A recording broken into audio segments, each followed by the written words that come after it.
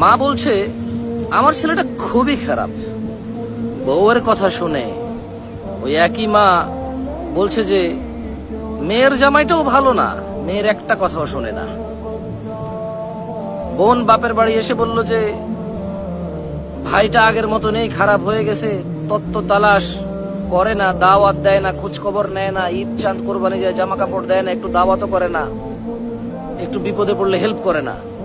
আবার ওই বোনটাই বলে আরে জানিস তোর দুলাভাইটা খুবই খারাপ, কাম কাজ করে করবি কি আর, বোনের দাওয়াত দে, বাগিনারে দাওয়াত দে, আজকে বোনের এটু হয়েছে, ভাইয়ের ওটু হয়েছে, সারাদিন তো বোন ভাই করে করে তার জীবন শেষ করে দিল। ভালো পড়েনি জামাইটা, মানে ভালো পড়েনি।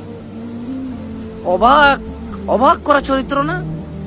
মা তার ছেলের জন্য যে চরিত্রকে অপছন্দ করে, ঘৃণা করে, বদদোয়া করে, কিন্তু মা তার মেয়ের জামাইয়ের জন্য এমন চরিত্রের আকাঙ্ক্ষা করে এবং কামনা করে, দোয়া করে।